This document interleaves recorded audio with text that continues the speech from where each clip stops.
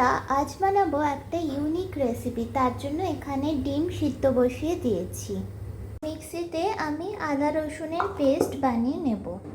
এবারে দেখো, এইটাই মেন। এই যে 500 গ্রাম মতো চিকেনের কচকচি নিয়ে নিয়েছি। এবার যে এই যে আদা রসুনের পেস্টটা করলাম, এইটা আমি দিয়ে দিচ্ছি।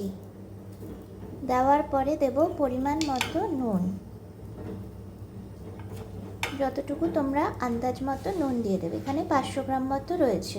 এরপরে আমি দিয়ে দেব একটু ধনে গুঁড়ো 1 চামচ মতো, আর দেব এটা ছিল জিরে গুঁড়ো, আর এই যে ধনে গুঁড়ো আর একটু পরিমাণ, এই যে এইভাবে আমি 1 চামচ ধনে গুঁড়ো দিয়ে দিলাম। এবারে আমি পরিমাণ মতো এর মধ্যে হলুদ গুঁড়ো দিয়ে দেব।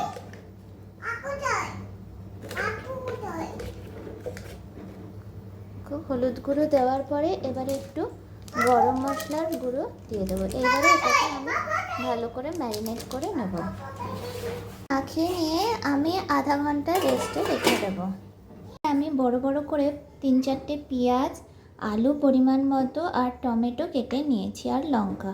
আলুগুলোকে নুন হলুদ মাখিয়ে নিয়েছি, আর ডিম সিদ্ধগুলো দেখো খুব সুন্দর করে ছাড়িয়ে একটু দুপাশে কাট দিয়ে নিয়েছি।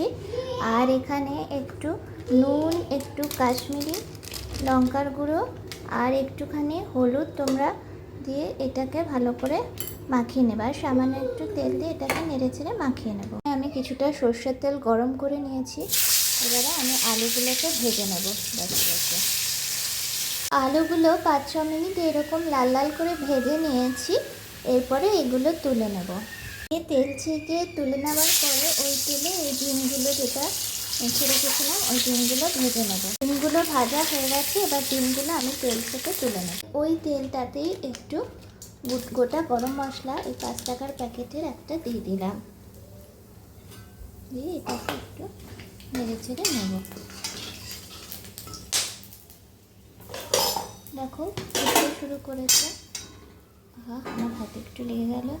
এইবারে আমি ভেজে রাখা পেঁয়াজগুলো এর মধ্যে অ্যাড করে দেবো, দিয়ে একটু ভেজে নেব।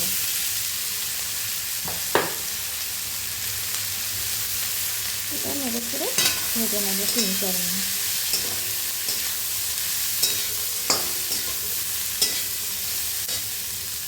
পেঁয়াজটা ভাজা ভাজা হয়ে গিয়েছে। এবারে আমি টমেটো আর লঙ্কাটা অ্যাড করে দেব।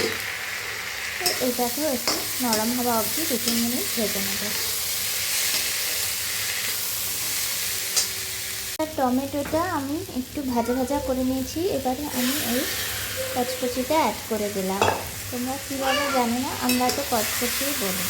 দিয়ে এইটাকে আমি 5-6 মিনিট কষিয়ে নেব। 3 মিনিট কষাতেই তেল ছেড়ে বেরিয়ে এসছে। এবারে আমি আলুটাকে অ্যাড করে দিলাম। বেশ একটু বেশি আলু দিয়েছি যাতে একটু টেস্টটা খুব ভালো লাগে এটা।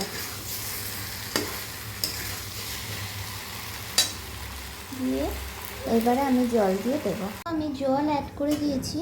এবারে আমি পরিমাণ মতো হলুদ আর নুন অ্যাড করে দেব। দিয়ে এটাকে ঢাকা দিয়ে দেবো।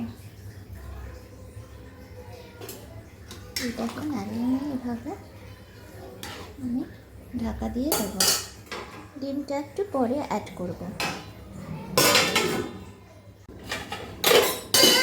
তো 10 মিনিট হয়ে গেছে। এবারে আমি কড়াইটাকে খুলবো আস্তে করে। ডিমগুলোকে দিয়ে দেবো। ডিমগুলোকে দিয়ে একটু নাড়া দিয়ে আবার 5 মিনিটের জন্য আমি ঢাকা দিয়ে দেবো।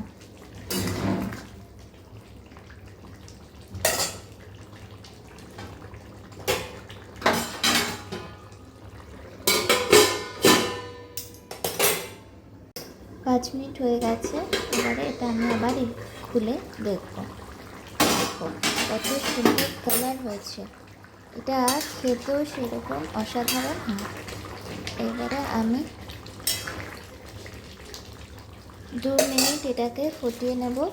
আর একটুখানি ওপর দিয়ে গরম মশলা আবার অ্যাড করে দিলাম।